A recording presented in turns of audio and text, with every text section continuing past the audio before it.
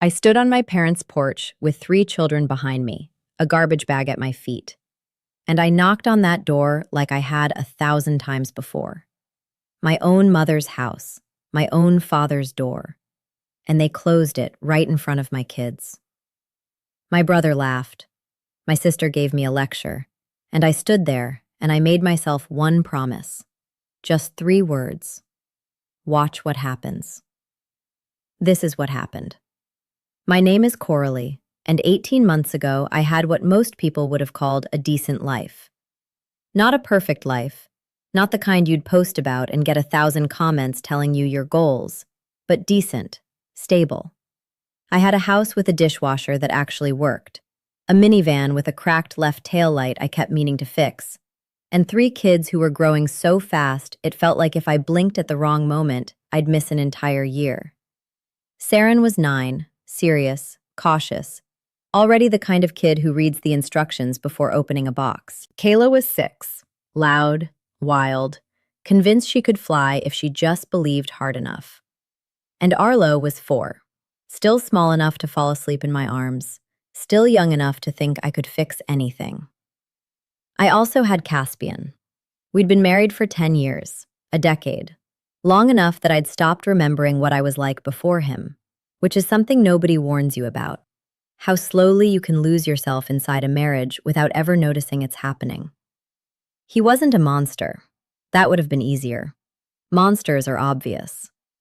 Caspian was charming, inconsistent, and fundamentally allergic to accountability.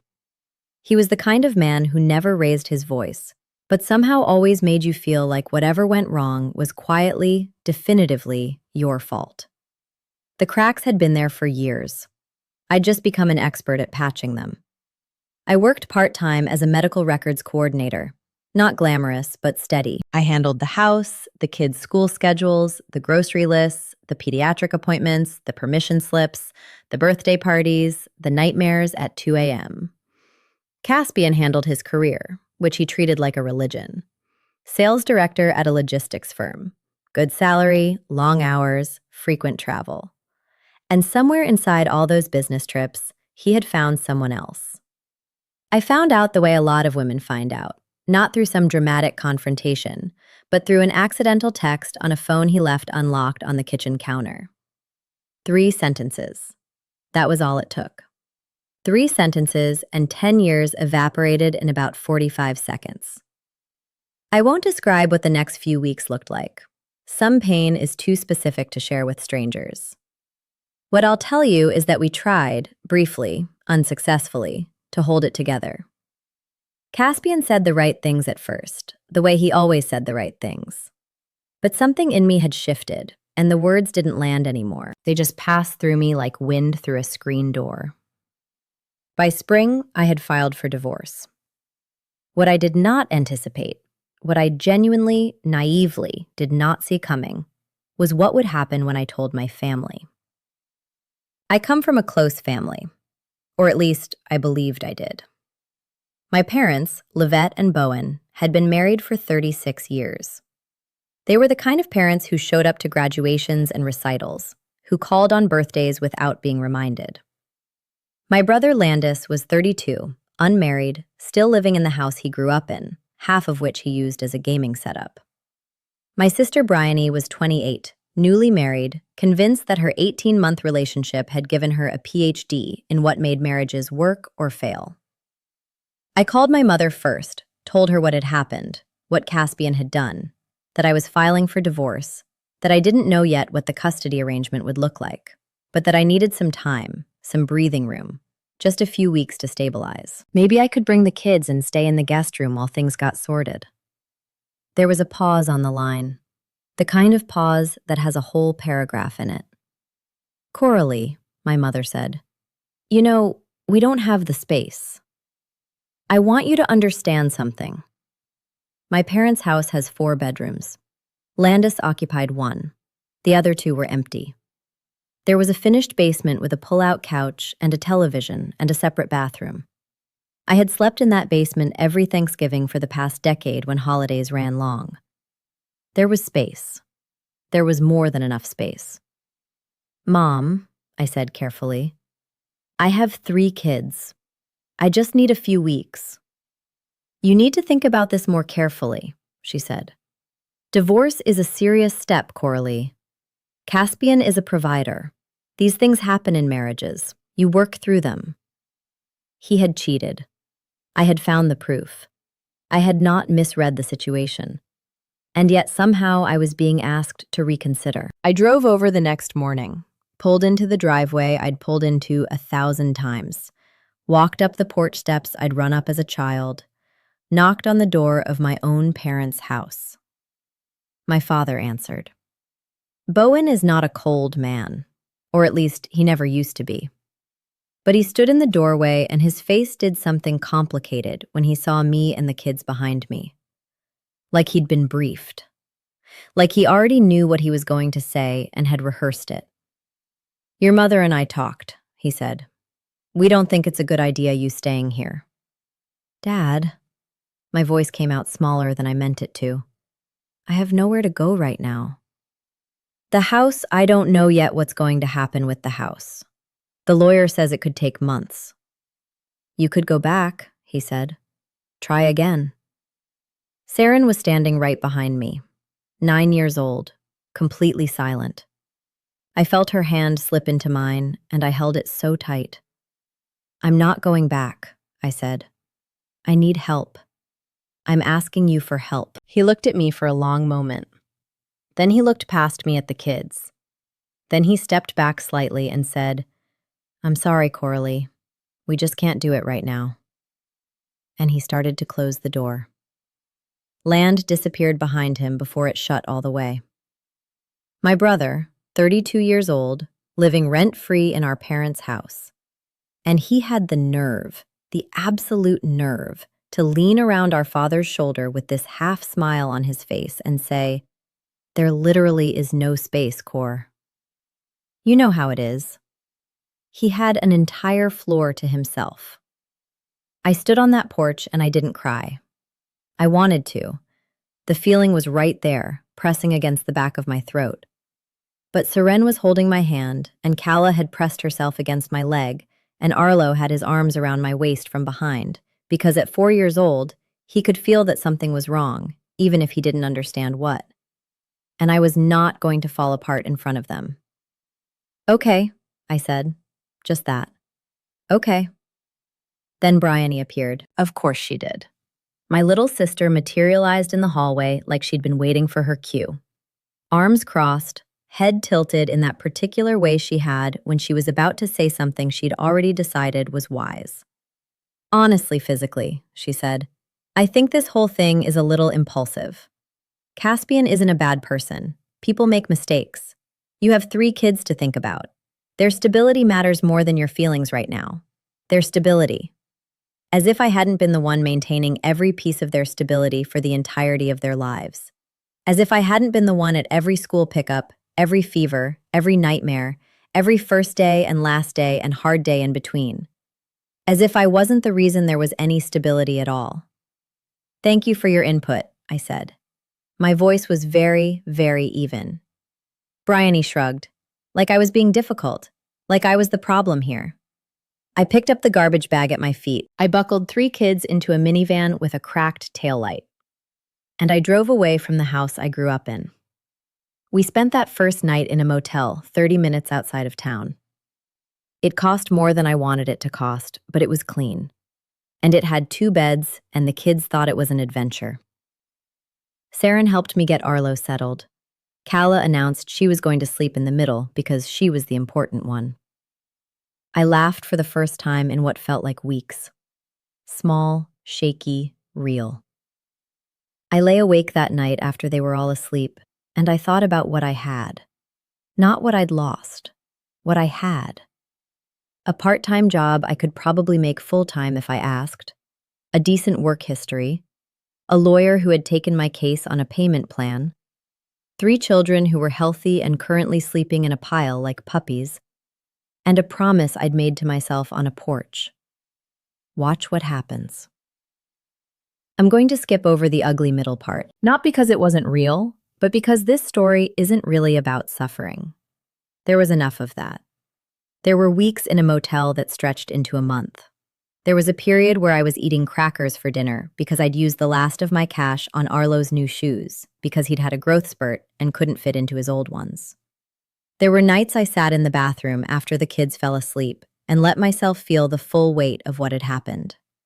And then I got up, washed my face, and went back to being their mother. What I want to tell you about is what I built instead. My supervisor at the medical records office, a woman named Terrell, sharp and no-nonsense and unexpectedly kind, noticed that I'd been coming in early and staying late. She asked me one afternoon straight up if I was in a hard situation. I told her yes. She didn't offer pity. She offered hours. Full-time with benefits. I took it before she finished the sentence. I found a 2-bedroom apartment in a neighborhood that wasn't fancy but was safe, close to Seren and Kala's school, with a bus stop 2 blocks from Arlo's daycare. It was small. The kitchen had exactly 1 drawer that opened properly. The bathroom tiles were a shade of beige that had probably been fashionable in 1987, but it was ours. I hung curtains the first weekend we moved in. Kala picked them out, bright yellow, aggressively cheerful, and I put them up and stood back and thought, yes, okay, this is going to be all right. The divorce took 8 months. Caspian had a better lawyer initially, and he used it.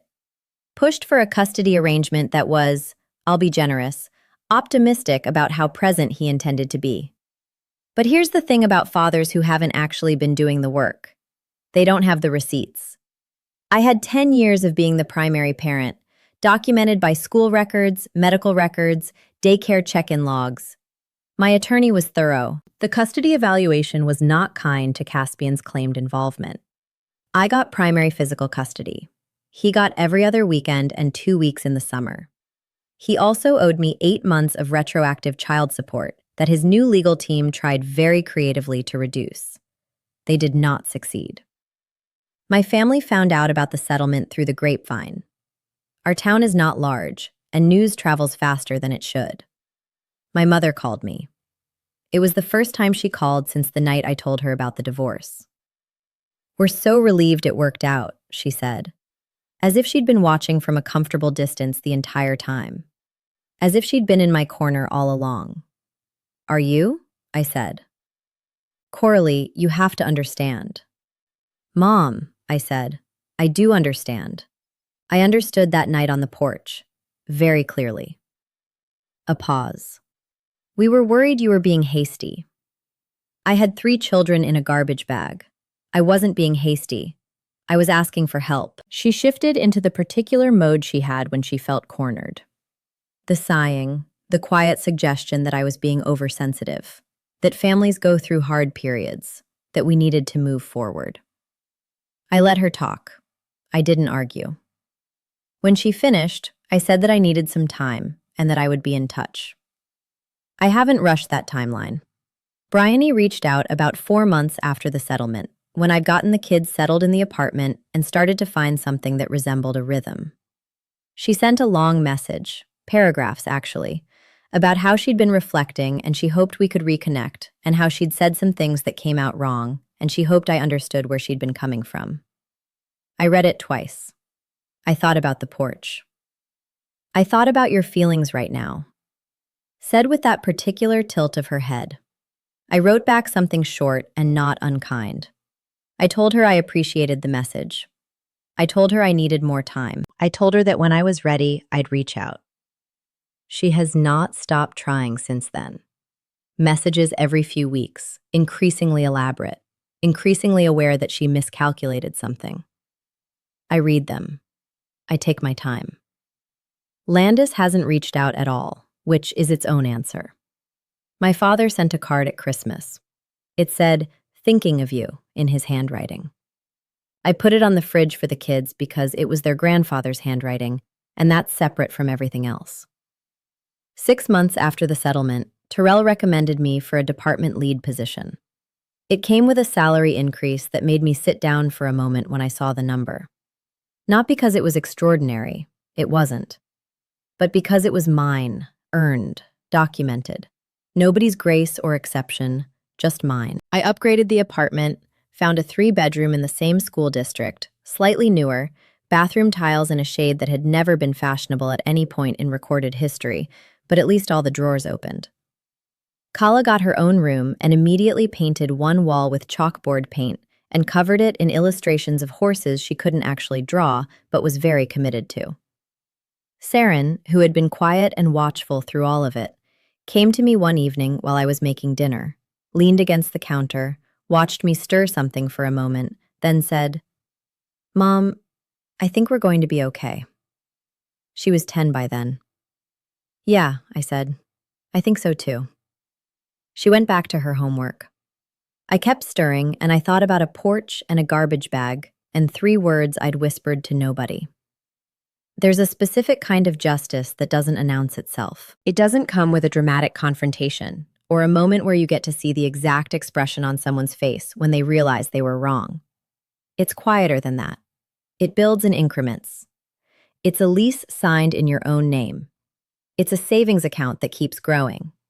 It's 3 kids who go to sleep in their own beds in a home that you created from nothing. And you wake up the next morning and ask for pancakes, and you have absolutely no idea how much it cost you to get here, which is exactly how you want it. Caspian moved in with the person he'd been seeing. That lasted about a year from what I've heard. He's currently renting a 1-bedroom on the east side of town. He takes the kids every other weekend, and to his credit, he does show up. I don't speak to him unless it's about the kids. We communicate by text. It's efficient. I have stopped expecting an apology from my parents or my siblings, not because I've decided they don't owe me one, they do, but because I've learned something in the past 18 months that nobody told me before. Waiting for an apology is a form of staying, and I am not interested in staying anywhere I had to beg to be let in. Last month, Serene's school had a family showcase. One of those events where the kids present projects and parents walk around and look at display boards and drink bad coffee from a folding table. I went. Obviously, I went. I always go. Serene's project was about resilience. She'd researched it for weeks. The science of it, the psychology, what makes some people recover and others stay buried. She'd made a display board, hand-lettered title at the top. She'd done the whole thing herself. At the bottom, in smaller handwriting, she had written, "Resilient people don't wait to be rescued. They figure out the next step." She was standing next to it when I walked up, watching me read it with that careful, measured look she has. "I wrote that part myself," she said, "not from a source." I looked at her for a moment. Daughter of mine, 10 years old, already understanding things it took me 34 years to learn. "It's good," I said. She nodded, satisfied. "I know." I don't tell this story because I want you to feel sorry for me. I don't want your sympathy. I've got a working dishwasher and a department lead position and 3 kids who are wildly, loudly, specifically themselves, and I'm doing just fine. I tell it because I know there are women listening to this right now who are standing at some version of that door, who are holding the weight of kids and bags and shattered trust and asking for help from people who are supposed to love them. And the door is closing. And it feels like the end of something. It's not. It is, I promise you, the beginning. The people who closed that door on me are still living the same lives they were living 18 months ago. Same house, same routines, same everything. While I built something entirely new from a motel room and a garbage bag and 3 words whispered on a porch at night, there is no sweeter outcome than that. None. If someone ever told you there was no space for you, what did you do with that? Tell me in the comments. Because I believe this community understands something that took me far too long to learn. The people who say there's no room for you are usually just afraid of what you'll become once you find your own.